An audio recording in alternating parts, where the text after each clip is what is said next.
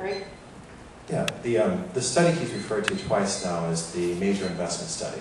And the process there is that the people who put the 2000 measure on the ballot and campaigned for BART, after the fact came back, drew up 11 alternatives. And so when Ron Gonzalez and the rest of the BART supporters drew up 11 alternatives, they did a study, kept rerunning the numbers until they got the numbers they wanted, and lo and behold, none of the other ideas were better.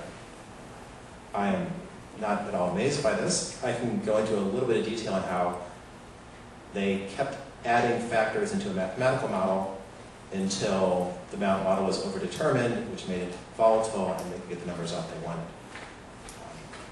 The other two things we talked about are there's 400,000 new residents. This is based on the assumption that Palo Alto, Milpitas, Santa Clara, Mountain View, and Cupertino all build their full A-bag allotments every year. And, you know, I will buy Bob dinner the first year that happens. And we will both have a great meal of red herrings. It's not going to happen. It's never happened in the past. It won't happen now. Bob, do you want to respond? Okay. All right, I'm not sure I can read this one.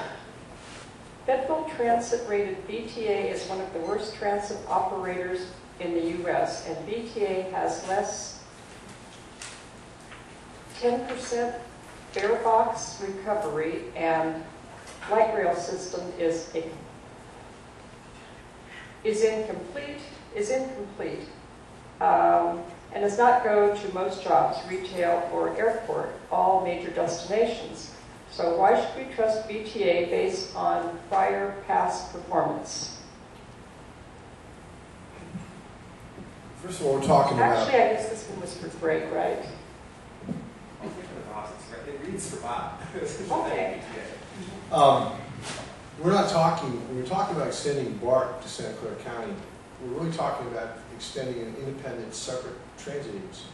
It's going to be operated by BART, it's going to be supervised by BART, it's going to be part of the BART system. So let's don't get confused about throwing lots at VTA.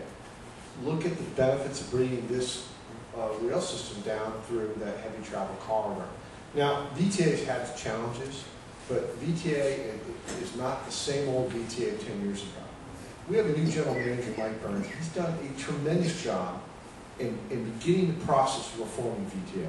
He initiated the first independent audit of VTA's operations and efficiencies. And one of the big results was a major overhaul of the bus system in 2008.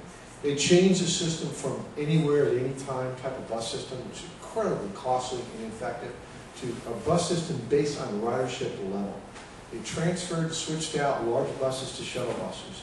And what's great about Mike Burns' approach, he's not over. He's fine-tuning it every 6 months. And in 2009, they're going to do the same independent, massive audit of the light rail system. And you'll see significant changes in that. Mike Burns is incredibly well-respected in front of the Federal Transit Administration. It's not my word. Chuck Reed sat down with him and said, we will work with you because of Mike Burns. And that's how they resolve the ridership issues for BART.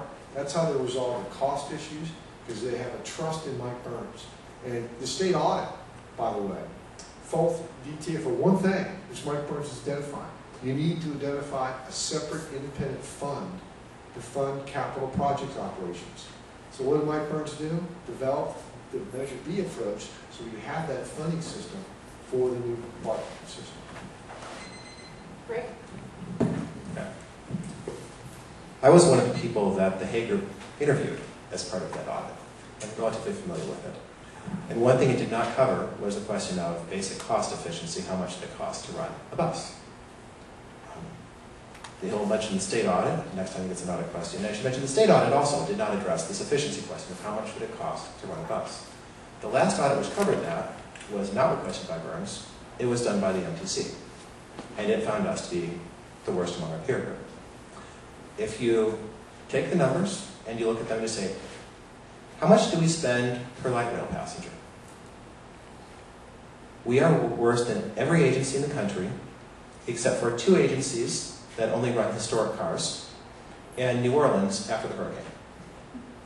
And assuming that you aren't running 100-year-old vehicles and you weren't recently hit by a hurricane, you can get more passengers per dollar on your light rail system than VTA. It's a problem. Want to respond, Bob? You're going to see dramatic improvements, and you've already seen them in VTA operations. I don't think Greg disagrees on the effectiveness of Mike Burns' leadership, and that's sufficient to do. One of the actions during Mike Burns' leadership was to take independent contractor, union wage, actually fully unionized, independent shuttles that were running for $49 per vehicle hour, bring them in under the agency, and double the cost. And that wasn't because we're paying that much better than the other unionized workers. That was because of the massive inefficiencies at VTA under Burns. And if he really had an eye for saving us money, getting us bang for the buck, he wouldn't take something that's out there working $49 an hour, bring it in-house for $100. And when you're mentioning, what does it want to talk about VTA? This was placed on the ballot by VTA. The project's been planned by the VTA. The cost estimates are being withheld by VTA. The expenditure plan is being withheld by VTA. And the ridership projections are coming from VTA. So don't kid yourself that this is not a VTA project. They're the ones who voted to put it on the ballot, not BART. And they're the ones who are going to have to dig out from this mess in December when they release these numbers. Okay. Ready to move on to a new question. Greg, when will Caltrain be electrified, and will Measure B put Caltrain electrification at risk in any way? Yes, that's the meeting in December, that they have to decide what else to cut. When it's electrified depends in part on whether this passes and whether the high-speed rail bond passes. High-speed rail is planning on electrifying the corridor, but as I mentioned, only for 2 tracks. You still need funds to make all these bridges 4-track instead of 2 in order to be able to run your expresses and your locals without gumming up the high-speed rail schedule. So it depends on whether this passes, whether VTA and San Francisco decide to fund their share. San Francisco is more likely to fund it because they can't do the Transbay Terminal project that they want to do unless they electrify Caltrain. So they've got to come up with some of it for that. So you got to get, depends on those 3 pieces, but you're all talking the same time frame unless VTA gets into a financial hole and withholds its money, and then it probably won't happen. VTA, as Greg knows, has already allocated $200 million for its share for electrification of Caltrans. And I understand San Mateo County has done the same. The holdup is San Francisco. So don't let the Caltrans electrification kind of confuse the issue. We're talking about BART going through 6880 corridor.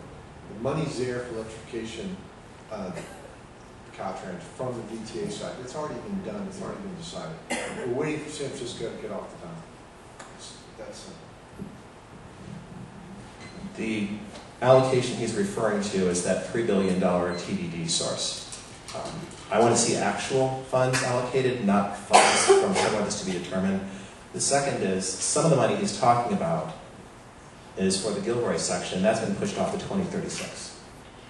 Now, you may say that's only Gilroy, but if you don't electrify the Gilroy part, now you've got a diesel coming up from Gilroy, and you can't have someone get on the train in Gilroy, head an express, and go into San Francisco.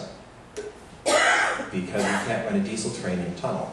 So there are other problems. And it's one thing to say, yes, we're going to pay for it. It's another thing to actually start writing the checks. The last request was for a paltry $3.5 billion for studies. And the VTA said no. So when he says they allocated it, yeah, they're on paper 8 years out. But when they actually said, we need $3.5 billion now to get going on the studies, VTA said no. They said, well, maybe we'll do 2.8. They're already withholding funds from this project. Bob?